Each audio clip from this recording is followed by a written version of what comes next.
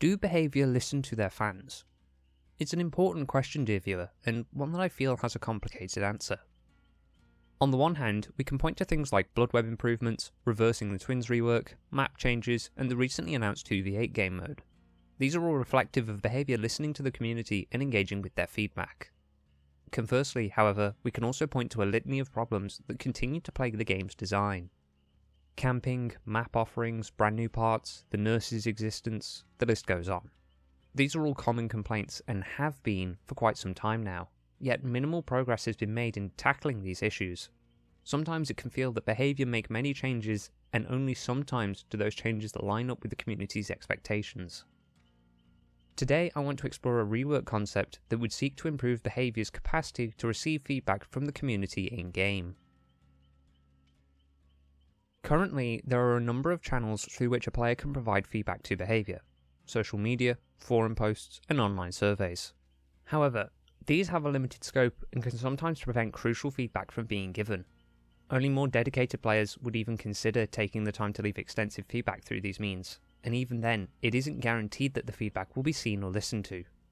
Further, this being qualitative data means that it can be difficult to collate the ideas presented and understand the overall shape of the community's opinions. In my short time making videos for YouTube, I've seen that even simple suggestions can garner a broad spectrum of responses.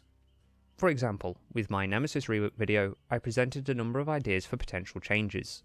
If you haven't seen the video, don't worry, I'll briefly summarise. I made some suggestions for the Tentacle Strike that sought to improve the lethality of the power while reducing its oppressiveness. For the zombies, I presented a system that allowed the Nemesis to directly summon zombies and have them defend a given area for a limited time. And for the add-ons, I did a sweeping pass that hoped to offer a number of effects that could improve both the Tentacle Strike and the zombie patrols in a variety of ways. This video managed to garner a great number of responses, with people leaving their criticisms and sharing their ideas in the comments. This was awesome for me to see, as I love being able to discuss these ideas and hear about other people's perspectives.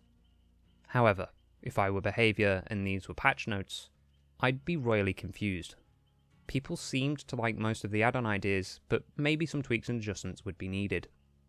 However, people weren't happy with the zombie patrol system, suggesting that it would too greatly reflect gameplay of the Skull Merchant or the Knight. And finally, the responses to the Tentacle Strike changes were entirely mixed.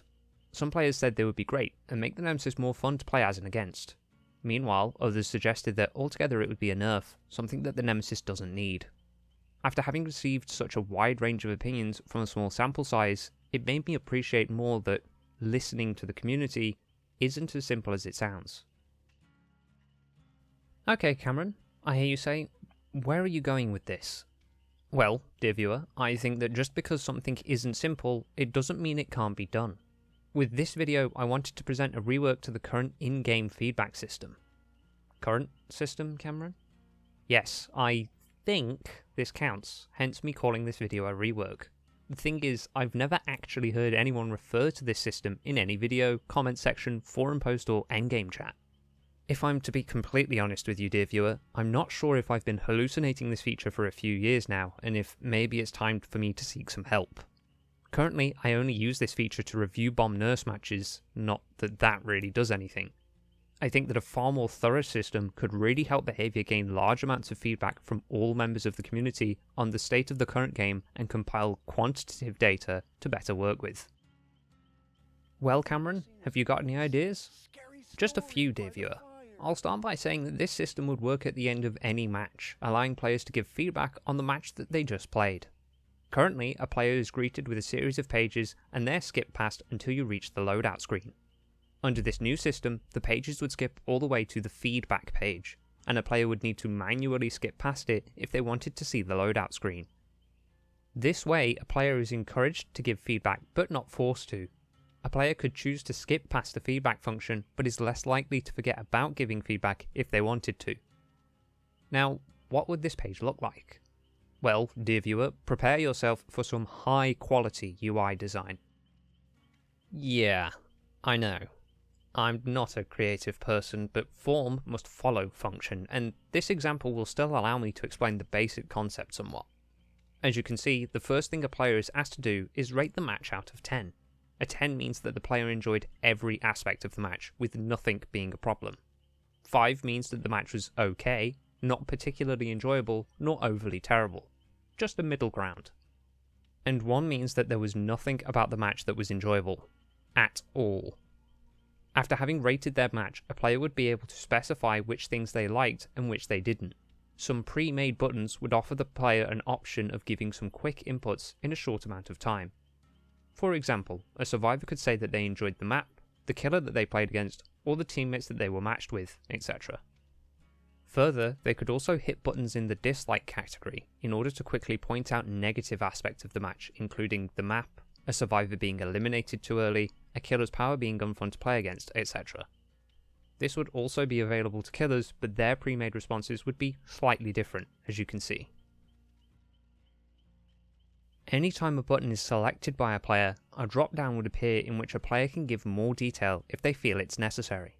For example, if I get to the end of a killer match, and I want behaviour to know that background player is one of the most horrendously unfun perks to play against, I could simply go to the dislikes area, hit the I didn't like the survivors perks button, and then write down background player.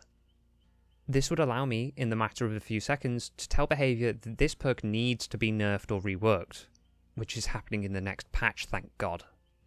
Finally, in both categories, you can also see an other option. This would allow players to give personal feedback that isn't limited to the pre-made options. Essentially, if the pre-made buttons miss something or a new widespread problem occurs, players can still give feedback to behaviour regarding these issues.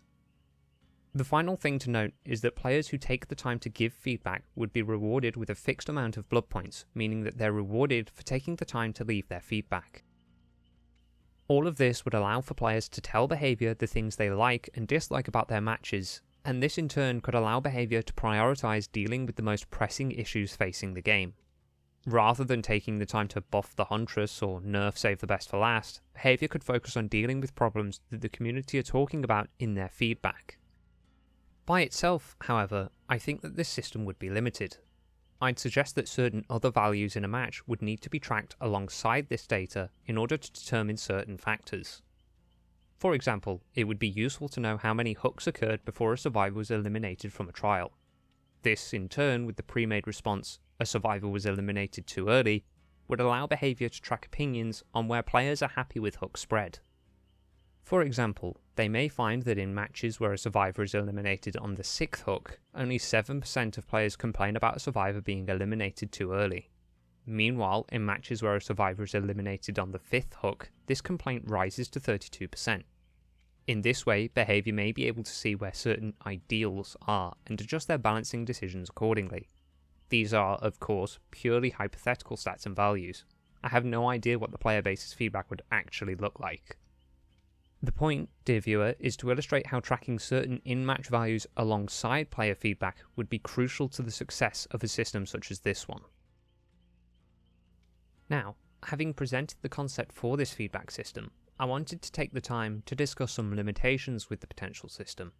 The goal here is to get people thinking about these issues and maybe even potential solutions.